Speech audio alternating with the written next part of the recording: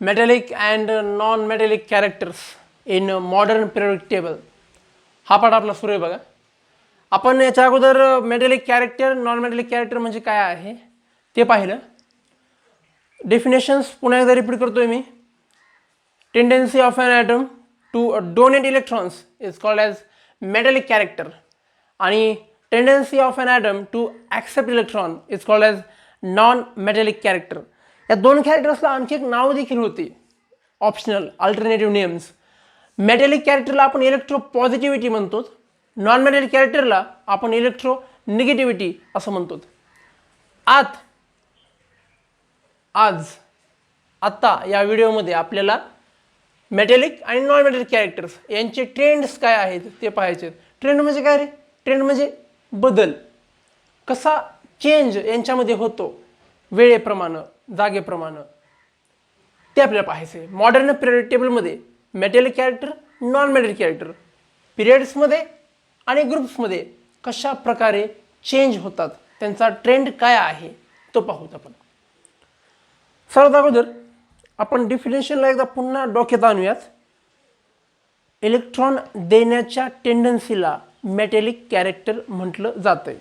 Okay, मी एक item काढतो बघा, इथं तुम्हाला लक्षात येईल. हा एक ॲटम आहे सिंपल. याच्यामध्ये आपण 2 शेल काढूत, काही इलेक्ट्रॉन टाकू त्याच्यामध्ये. शेलमध्ये 2 टाकले, 3 4 5 तुम्हाला जेवढे टाकायचे तेवढे दुसऱ्या शेलमध्ये तुम्ही टाकू शकतात. पहिल्या शेलमध्ये इलेक्ट्रॉन कोंबू नका बरं का. पहिल्या शेलची कॅपॅसिटीच 2 आहे, एक्स्ट्रा इलेक्ट्रॉन बसणार नाहीत. पहिल्या शेलमध्ये 2. मी दरवेळेसच विसरतो, असं का होतं की न्यूक्लियस काढत नाही मी. काय म्हणत असतील विद्यार्थी, पालक हे व्हिडिओ पाहत असतील, ते म्हणते असेल अरे सर असे कसे न्यूक्लियस काढत नाही मी, कारण मला ते या एक्सप्लेनेशनसाठी गरजेचं वाटत नाही. मग तुम्ही समजून घ्यायचा बरं का, तुम्ही तसे समजदार आहात.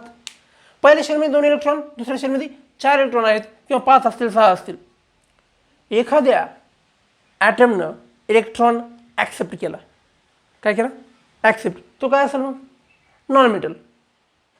इलेक्ट्रॉन डोनेट केला तर तो असेल मेटल. आता आपण सुरुवातीला आपण इलेक्ट्रॉन डोनेट करूयात. 1 इलेक्ट्रॉन यानं डोनेट केला, इलेक्ट्रॉन डोनेट केला. याच्यावर काय चार्ज होतो? पॉझिटिव्ह. आपण मागेच पाहिलं. हा काय आहे मग? इलेक्ट्रॉन डोनेट केला तर हा कोण असणार आहे? मेटल असणार आहे. याच्यात कोणतं कॅरेक्टर असणार? Metallic character. पण इलेक्ट्रॉन देणं आणि इलेक्ट्रॉन घेणं हे काहीतरी गोष्टीवरती डिपेंड असतं. मी हा एक ॲटम काढला, दुसरा एक ॲटम काढतो, सेम बरं का, तोच, पण थोडी साईज जरा ती छोटी करतो. ही पहिली शेल, अरे ही दुसरी शेल. पहिल्या शेलमध्ये 2 इलेक्ट्रॉन, दुसऱ्या शेलमध्ये 4 इलेक्ट्रॉन. एक्झाम्पल म्हणून घ्या बरं का, हा कार्बन आहे, हा नॉन मेटल असतो खरं तर. एक्झाम्पल म्हणून घेतलं मी. Same condition, same atomic number, same सगळं, फक्त आकार कमी केला असं इमॅजिन करूत आपण. हा आहे ॲटम ए, हा आहे ॲटम बी. या 2 ॲटमपैकी कोण इझिली इलेक्ट्रॉन देऊ शकतो? ए का बी? कोण? ए. बी. बी छोटा आहे ना, बी इलेक्ट्रॉन इझिली देऊ शकतं. म्हणजे आन्सर काय आहे? बी. आन्सर चुकलं, आन्सर आहे ए. ए कशामुळे? तुम्ही म्हणताल सर अंतर सर इथं जास्त आहे, इथं कमी आहे, जेवढं कमी ते उलट सोपं होईल इलेक्ट्रॉन द्यायला. नाही. न्यूक्लियस आणि आउटर मोस्ट शेल मधला इलेक्ट्रॉन या दोघांमधलं डिस्टन्स जर आपण कम्पेअर केलं या दोघांमध्ये, ए आणि बी मध्ये, तर ए मध्ये डिस्टन्स जास्त आहे. जेवढं डिस्टन्स जास्त तेवढं अट्रॅक्शन कमी, आणि अट्रॅक्शन कमी असल्यामुळंच इलेक्ट्रॉन इझिली देता येईल. ए हा इझिली इलेक्ट्रॉन देऊ शकेल का बी? बी का देऊ शकणार नाही? कारण बी म्हणजे जर आपण पाहिलं तर न्यूक्लियस आणि आउटरमोस्ट शेलमधल्या इलेक्ट्रॉन मधलं डिस्टन्स हे कमी आहे, आणि डिस्टन्स कमी असल्यामुळं त्या दोघातला फोर्स जो आहे तो जास्त आहे, आणि फोर्स जास्त असल्यामुळं त्या इलेक्ट्रॉनला इझिली जंप मारून बाहेर जाता येणार नाही. त्याला न्यूक्लियस असं पकडून ठेवून, जसं आजकाल तुम्हाला तुमच्या घरच्यांनी पकडून ठेवले घरामध्ये, जाऊ नका बाहेर म्हणून लॉकडाऊन केले घरच्या घरीच. कोण कुठं बाहेर जायचं की ए कुठं झालास ये वापस. आई वडील न्यूक्लियस आहेत तुमचे, खास करून आई समजा, आणि तुम्ही आहेत बाहेरचे असे मोकार इलेक्ट्रॉन्स ज्यांना खूप बाहेर जावं वाटायले, पण आई त्यांना धरून ठेवायची. तरी पण बाहेर जायचंयच, काय तरी पण बाहेर जायचंच. मग दोन्हीपैकी इथं इझिली जाता येईल का इथं? आईपासून दूर असलं तर लगेच उडून जाऊ शकतात, आईपाशी जवळ असताल तर कारण सांगता येणार नाही. म्हणजे न्यूक्लियस पाशी जर जवळ असेल म्हणजेच ॲटम जर छोटा असेल म्हणजेच ॲटमची रेडियस जर कमी असेल, ॲटमची साईज कमी असेल तर तो इलेक्ट्रॉन इझिली देऊ शकत नाही. आणि ॲटम जर मोठा असेल तर त्याची रेडियस जास्त असेल तर दोघांचं डिस्टन्स वाढतं, फोर्स कमी होतो, इलेक्ट्रॉन इझिली डोनेट करता येतो. याचा अर्थ काय? ॲटम मोठा असेल तर इलेक्ट्रॉन इझी देता येतो, ॲटम छोटा असेल तर इलेक्ट्रॉन इझी देता येत नाही. म्हणजेच मोठा ॲटम इझिली देऊ शकतो इलेक्ट्रॉन, इझिली डोनेट करू शकतो, इझिली इलेक्ट्रोपॉझिटिव्ह होऊ शकतो. म्हणजेच मोठा ॲटम हा इझिली मेटल होऊ शकतो, म्हणजेच त्याची मेटॅलिक कॅरेक्टर किंवा मेटॅलिक प्रॉपर्टी ही जास्त असते. म्हणजे atom A is more metallic than atom B. Simple आहे. दोघांचं डिस्टन्स वाढलं, फोर्स कमी होईल, फोर्स कमी झाला, इझिली इलेक्ट्रॉन दिला जाईल. जो इलेक्ट्रॉन इझिली देईल तो मेटल, आणि जो इझिली देणार नाही तो कमी मेटल, जो घेईल तो तर नॉन मेटल असणार आहे. म्हणजे आपल्याला मेटॅलिक कॅरेक्टर हे आता कन्सेप्ट क्लिअर झाली की मेटॅलिक कॅरेक्टर आणि ॲटॉमिक साईज या दोघांतलं रिलेशन काय.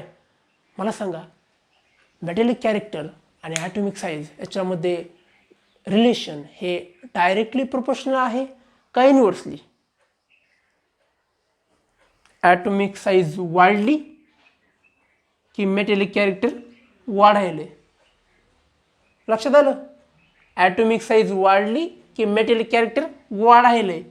म्हणजेच जेवढी जास्त ॲटॉमिक साईज तेवढा तो जास्त मेटल, जेवढी कमी ॲटॉमिक साईज तेवढा तो कमी मेटल.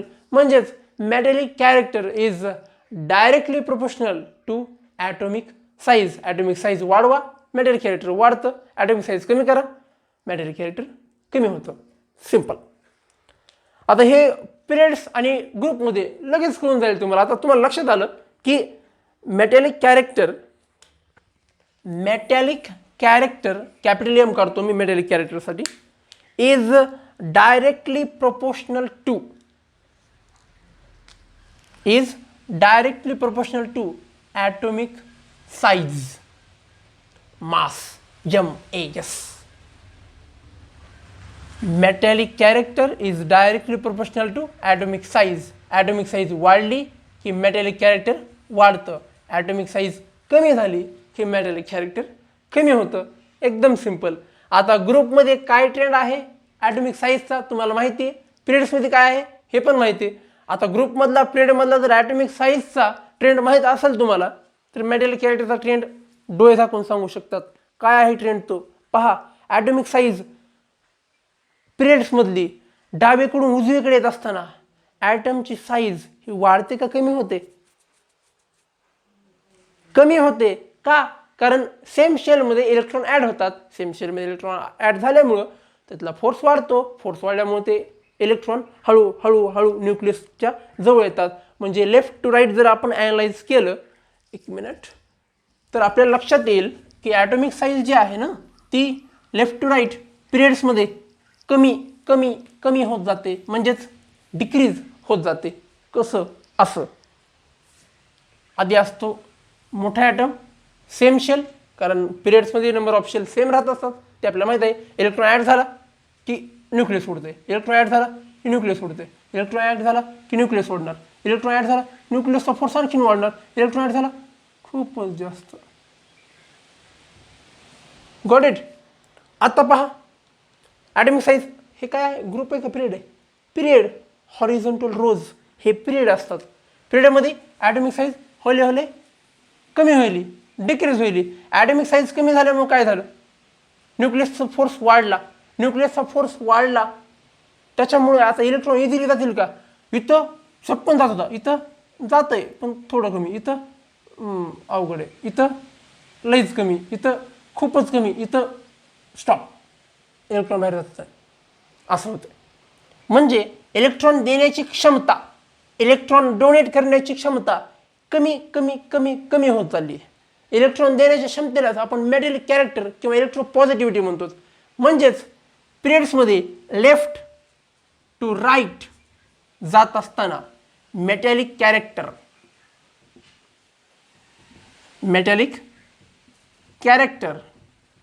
काय होत जाईल, डिक्रीज.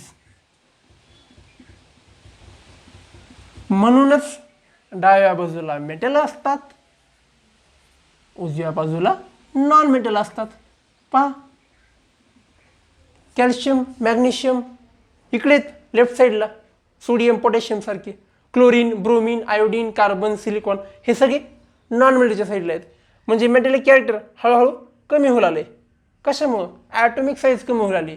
ॲटॉमिक साईज कमी होऊ लागली त्याच्यामुळं फोर्स कमी झाला, फोर्स वाढला, आणि फोर्स वाढल्यामुळं इलेक्ट्रॉन देणं हे झालं अवघड, नॉट सो इझी, डिफिकल्ट. म्हणून मेटल लेफ्ट साईडला, नॉन मेटल राईट साईडला. याचा अर्थ metallic character decreases from left to right in periods. पिरियड्समध्ये लेफ्ट टू राईट जात असताना मेटॅलिक कॅरेक्टर आपलं कमी कमी होत जाईल.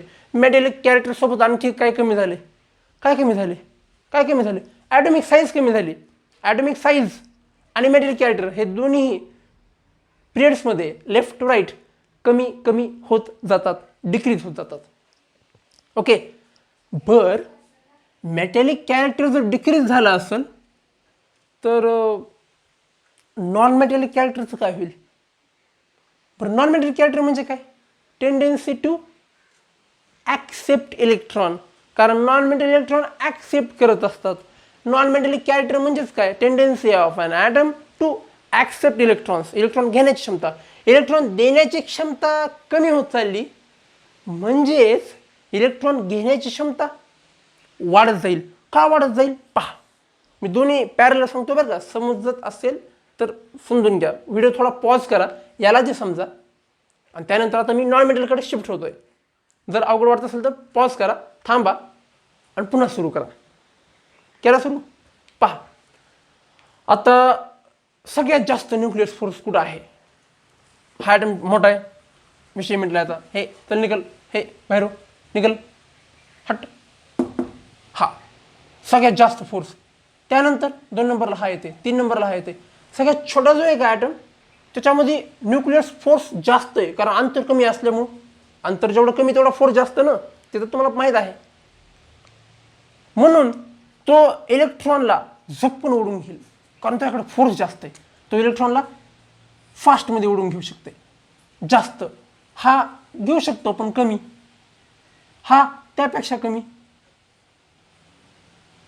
हा त्याच्यापेक्षा कमी, हा खूपच कमी, हा अत्यंत कमी. म्हणजे सगळ्यात जास्त इलेक्ट्रॉनला खेचण्याची, इलेक्ट्रॉनला ॲक्सेप्ट करण्याची, इलेक्ट्रॉनला गेन करण्याची कॅपॅसिटी कुणात आहे, याच्यात. हळूहळू ती कॅपॅसिटी कमी होत चाललेली. इलेक्ट्रॉनला ॲक्सेप्ट करण्याची ताकद, इलेक्ट्रॉनला ॲक्सेप्ट करण्याची टेंडन्सी म्हणजेच non metallic character. Non metallic character कुणामध्ये जास्त आहे मग, याच्यामध्ये. हो, इथं हा नॉन मेटलच आहे, म्हणून याचं नॉन मेटल कॅरेक्टर जास्त आहे. ह्याचं जास्त, ह्याचं कमी कमी कमी कमी कमी कमी कमी कमी. म्हणजे याचं सर्वात कमी, याचं सर्वात जास्त. लेफ्ट साईडला सर्वात कमी, राईट साईडला सर्वात जास्त. म्हणजे हे काय होईल आता बघा, स्टेप बाय स्टेप हा बाण वाढत चाललाय. कुठून कुठं, डावीकडून उजवीकडे, left to right. Non metal character हे वाढत चाललंय. याचाच अर्थ in periods from left to right non metallic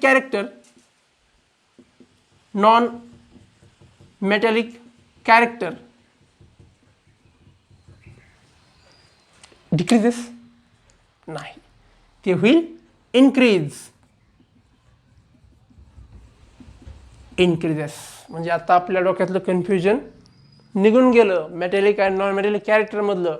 metallic character म्हणजे काय? इलेक्ट्रॉन देण्याची टेंडन्सी, देण्याची टेंडन्सी वरचेवर काय होईल?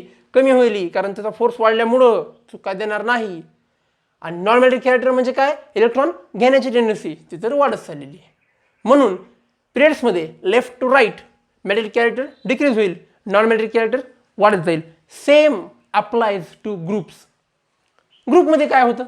आता पिरियडमध्ये काय झालं? Left to right atomic size कमी झाली. ग्रुपमध्ये काय झालं? ग्रुप तर पण लगेच सांगतो. आता ग्रुप तर सांगायची गरज पण पडणार नाही ज्याला पिरियड्सचं लक्षात आलं. ग्रुपमध्ये काय व्हायला पाहूत आपण. ग्रुपमध्ये पहिला ॲटम असतो असा, नंतर शेल ॲड होते. शेल ॲड झाल्यामुळे काय झालं? डिस्टन्स यांचं वाढलं. डिस्टन्स वाढलं म्हणजेच काय वाढलं? ॲटॉमिक साईज वाढली. ॲटॉमिक साईज वाढल्यामुळं काय झालं? न्यूक्लियस आणि बाहेरचे इलेक्ट्रॉन्स यांच्यामध्ये डिस्टन्स काय झालं? वाढलं. डिस्टन्स वाढलं म्हणजेच फोर्स कमी झाला. सेम इकडं जसं इथं आपण सांगितलं तेच इथं, फक्त तिथं आडवं होतं, इथं उभं कन्स्ट्रक्शन आहे. एक ते किती? 1 2 3 4 5 इथं 1 2 3 4 5. Okay okay okay. ॲटमची साईज, ॲटमचा आकार, ॲटमची रेडियस वाढत चाललेली आहे. वाढत चालल्यामुळे काय झालं?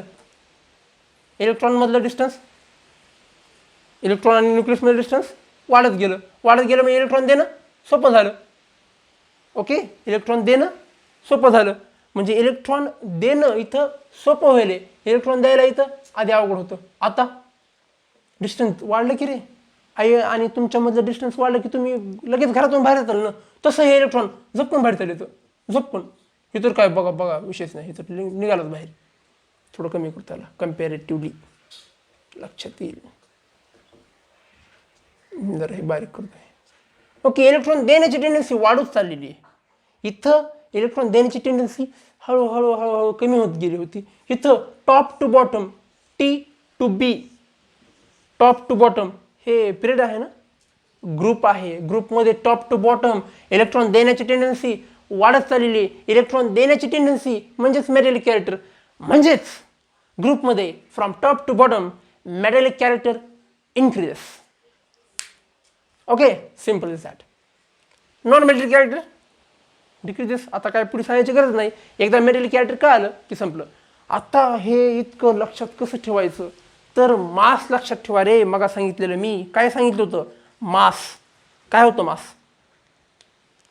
Metallic character is directly proportional to atomic size. जिथं ॲटॉमिक साईज वाढायली तिथं मेटॅलिक कॅरेक्टर वाढवा. Increases from top to bottom, atomic size वाढली म्हणून. Decreases from left to right, atomic size वाढली की मेटॅलिक कॅरेक्टर वाढलं. ॲटॉमिक साईज कमी झाली की मेटॅलिक कॅरेक्टर कमी झालं. ओके, तर हे आहे ट्रेंड मेटॅलिक आणि नॉन मेटॅलिक कॅरेक्टर मधला. ओके, तर आता पिरियोडिक क्लासिफिकेशन ऑफ एलिमेंट्स हा चॅप्टर पूर्ण इथं खतम होतो. आता पूर्ण ह्याचं एकदा रिव्हिजन करून घ्या. Got it? बाय.